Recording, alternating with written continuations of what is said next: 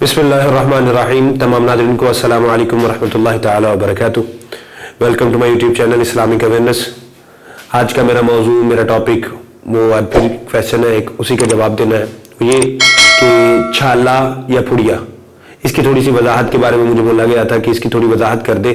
تو اس کی وضاحت کے زمرہ یہ ہے کہ چھالا یا پھڑیا، کسی جگہ پر بھی پھوڑا وغیرہ نکلا ہے یا چھالا ہے تو اس صورت میں اس کو نوچ ڈالا ہے، اس کو نکال ڈالا ہے. تو اس صورت میں اگر اس میں سے بہنے کی مقدار میں تھا، خون تھا، پیپ تھی یا جو بھی تھا، وہ بہنے کی مقدار تھا تو وہ وضو کو توڑنے والا ہے. بہنے کی مقدار نہیں ہے تو وہ وضو کو توڑنے والا بالکل نہیں ہے.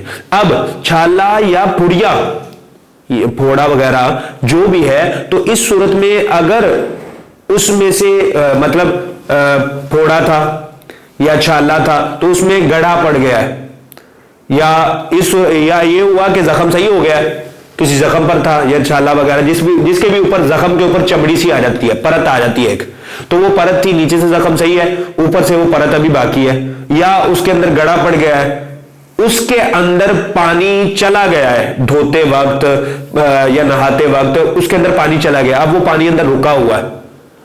اب وہ پانی پاک ہے یا ناپاک؟ وہ پانی اس زمرے میں پاک ہے.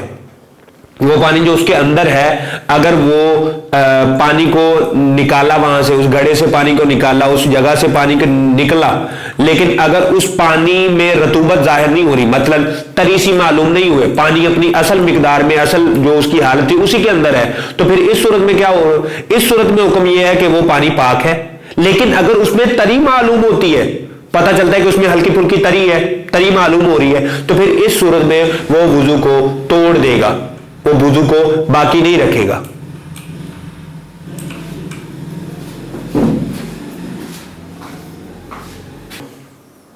خارش، اب آگے والا مسئلہ کہ خارش ہو گئی یا پھڑیا، پھوڑا وغیرہ نکلا ہے، دانے وغیرہ نکلے ہیں، کچھ بھی خارش ہوتی رہتی ہے اکثر طور پہ. تو اس صورت میں ہوتا کچھ یوں ہے کہ وہ نا وہاں سے پانی سا نکلتا رہتا ہے، مطلب کپڑے کے اوپر اگر یہاں پہ مجھے خارش ہوتی ہے تو میں خارش کر رہا ہوں، خارش کرنے کے ساتھ وہ دانا وہ ختم ہو گیا، اور اس کے اوپر جو اس کے اندر تھا وہ تری وغیرہ وہ جو نکل آئی ہے تو وہ کپڑے پہ چپک گئی ہے، کپڑا اس کے ساتھ چپک جاتا ہے، کپڑا اس پر چپکا رہ جاتا ہے، تو اس صورت میں وضو ٹوٹے گا یا نہیں ٹوٹے گا؟ تو اس صورت میں بھی یہی حکم ہے کہ وہ وضو کو توڑے گا. اسی صورت میں توڑے گا کہ اگر وہ بہہ جاتا ہے وہاں سے، کیونکہ وہ خارش کے ساتھ جو نکلتا ہے یا پھڑیا سے تو بہنے کے ساتھ بہتا بھی ہوتا ہے، لیکن اگر وہ بہنے کے قابل ہے یا بہہ جاتا ہے وہاں سے چلنے کے ساتھ، خارش کرنے کے ساتھ، رگڑنے کے ساتھ اس کو بہہ جاتا ہے تو وہ وضو کو توڑ دے گا. لیکن اگر وہ بہتا نہیں ہے تو وضو کو کوئی بھی نقصان نہیں دے گا کسی بھی قسم میں، چاہے وہ کتنی ہی مرتبہ کپڑا ٹچ ہوتا رہے، کتنی بھی مرتبہ کپڑا ٹچ ہوتا رہے، وہ وضو کو کوئی نقصان نہیں دے گا.